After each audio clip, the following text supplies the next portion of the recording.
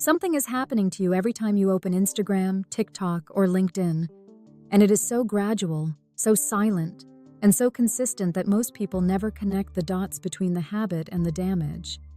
You pick up your phone, you scroll for a few minutes, and somewhere between the 3rd and the 10th post, something shifts. You started the session feeling neutral. You end it feeling behind, feeling less, feeling like your life, your body, your career, your relationship, your home, all of it, somehow doesn't measure up to what you just saw. And then you put the phone down and go back to your day carrying a weight you didn't have before. That weight has a name. It has a neuroscientific mechanism, and it is being engineered, deliberately, profitably, and at scale, by platforms that make more money the worse you feel about yourself. In this video, you are going to understand exactly what social media is doing to the architecture of your self-worth, why your brain was never built to handle this kind of comparison, and what you can do starting today to stop losing yourself in someone else's highlight reel. The science behind what you feel after scrolling is not new. It predates social media by decades. In 1954, social psychologist Leon Festinger published what became one of the most cited theories in all of psychology: social comparison theory. His core finding was deceptively simple. Human beings have a fundamental drive to evaluate their own opinions, abilities, and circumstances by comparing them to other people. This is not a character flaw, it is a survival mechanism.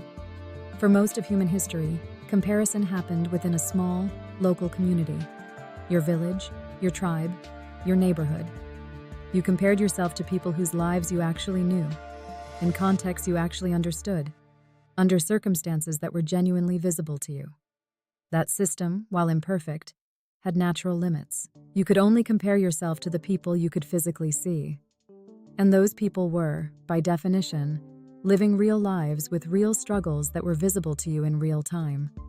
Social media abolished every one of those limits simultaneously. For the first time in human history, you have access to a curated, filtered, algorithmically selected stream of the peak moments of millions of people's lives.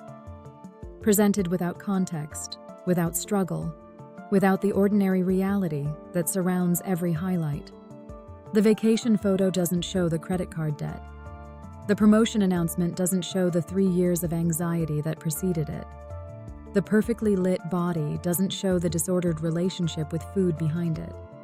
The happy couple photo doesn't show the argument they had that morning. You are comparing the full unedited version of your life, including all its mundane, difficult, and ordinary moments, to the trailer version of everyone else's. And your brain, running comparison software that was designed for a village of 150 people, is now processing this input thousands of times a day and arriving at the same conclusion every time. You are behind. Here is what that does to your brain neurologically. Research published in the Journal of Social and Clinical Psychology, specifically a landmark study by psychologist Melissa Hunt at the University of Pennsylvania, demonstrated a direct causal relationship between social media use and decreased well-being, increased loneliness, and increased symptoms of depression. Not correlation, causation. When participants in the study were limited to 10 minutes per platform per day, their levels of loneliness and depression dropped significantly within 3 weeks. The mechanism behind this is what neuroscientists call upward social comparison, the specific pattern of comparing yourself to people who appear to be doing better than you. Every instance of upward social comparison triggers a cortisol response, a mild but real stress activation. And when that activation happens dozens or hundreds of times per day, you are living in a state of chronic, low-grade stress, whose source you cannot easily identify because it feels like it is coming from inside you, like a personal inadequacy, rather than from an external system that was designed to produce exactly that feeling. The most dangerous aspect of this mechanism is what psychologists call internalization.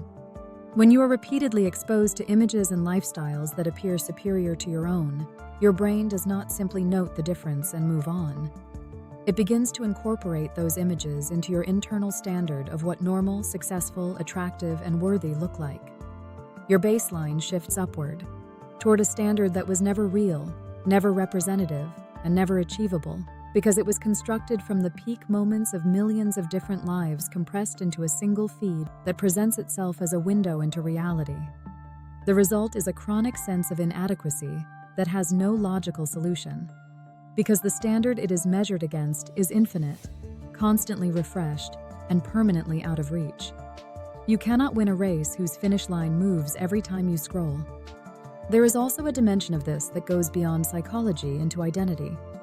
The philosopher Charles Taylor wrote about what he called the horizons of significance, the frameworks of meaning against which we measure the value of our choices in our lives.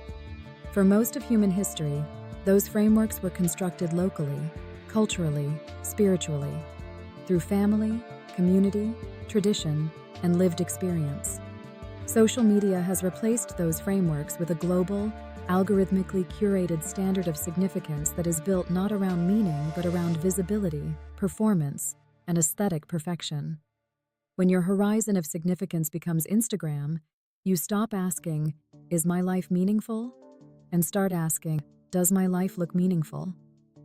And that shift, subtle as it sounds, is one of the most profound identity corruptions that the digital age has produced. You are not just comparing your achievements. You are comparing your entire existence to a standard that was designed to make you feel like you are always almost there, but never quite enough. So what do you actually do with this understanding? The first and most important move is what researchers call a social media audit. A deliberate, honest evaluation of how each platform makes you feel, with specificity. Not "Instagram makes me feel bad," but "When I look at fitness content, I feel inadequate about my body," or "When I see career announcements, I feel behind professionally." Specificity matters because it transforms a vague ambient anxiety into a named, workable pattern. Named patterns can be changed. Vague feelings cannot. The second move is what digital wellness researchers call intentional consumption. The practice of following accounts that make you feel inspired rather than diminished, that show real process rather than finished products, that include failure and ordinariness alongside success. You cannot control the algorithm entirely, but you can train it over time by being deliberate about what you engage with and what you do not. The third and most powerful move is rebuilding what Festinger called downward comparison, the conscious, intentional practice of recognizing your own growth relative to who you were, not relative to who someone else appears to be. Your only legitimate competitor has always been the person you were yesterday. Everything else is a distraction designed by someone else's algorithm. You made it to the end of this video. And if you recognized yourself in what was described here, that recognition is not a reason to feel worse. It is a reason to feel clearer. The comparison that has been draining your self-worth was never a reflection of your inadequacy. It was the predictable output of a system that profits from your dissatisfaction. The moment you understand the mechanism, you begin to diffuse it. Start today by spending 24 hours noticing, without judgment, every time you close an app feeling worse than when you opened it. Just notice. Write it down. That single act of awareness is the beginning of reclaiming the standard by which you measure your own life. Share this video with someone who needs to hear that they are not behind. They are just being compared to a fiction. Subscribe to continue this journey, because the next video is going to reveal something that most people have never connected to mental health, focus, and well-being. Sleep debt. What happens to your brain when you don't sleep enough for too long, and why recovering that debt may be the most powerful change you make this year. See you there.